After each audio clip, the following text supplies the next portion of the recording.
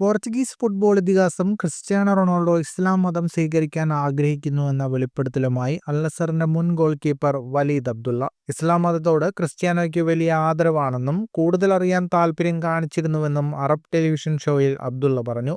2017 മുതൽ 2024 വരെ അൽ നസറിന്റെ goal കീപ്പറായിരുന്ന അബ്ദുള്ളയ്ക്കൊപ്പം Ronaldo സഹതാരമായിരുന്നു. Ronaldo ഇസ്ലാം മതം സ്വീകരിക്കാൻ ആഗ്രഹിക്കുന്നുണ്ട്. ഞാൻ അദ്ദേഹത്തോട് ഇക്കാര്യം സംസാരിച്ചിരുന്നു. അദ്ദേഹം മതമാറ്റത്തിന് താല്പര്യം പ്രകടിപ്പിച്ചു. അദ്ദേഹം ടീമിലുള്ള എല്ലാവരോടും ഇസ്ലാം വിശ്വാസപ്രകാരമുള്ള പ്രാർത്ഥനയിൽ പങ്കെടുക്കാൻ പറയാറുണ്ട്.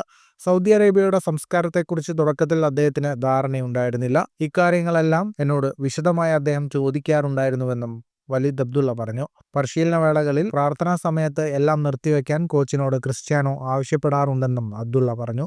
ടീമിലെ എല്ലാ കളിക്കാർക്കും ക്രിസ്ത്യാനോ തുല്യ പ്രാധാന്യമാണ് നൽകുന്നത്. വളരെ അച്ചടക്കശീലമുള്ള താരമാണ് അദ്ദേഹം. മികച്ച കളിക്കാരൻ എന്നതിലുപരിയായി ലാളിത്യം കാത്തുസൂക്ഷിക്കുന്ന ആളുമാണ് ക്രിസ്ത്യാനോ എന്നും അബ്ദുള്ള പരിപാടിയിൽ പറയുന്നു. 2022 ഡിസംബർ 30 സൗദി അറേബ്യൻ ക്ലബ്ബായ അൽ നസറുമായി റൊണാൾഡോ 2.5 വർഷത്തെ കരാറിൽ ഏർപ്പെടുന്നത്. ഫുട്ബോൾ ലോകത്തെ കൂടുതൽ വാർത്തകൾക്കും വിശേഷങ്ങൾക്കുമായി സ്പോർട്സ് കഫേ സബ്സ്ക്രൈബ് ചെയ്യുക.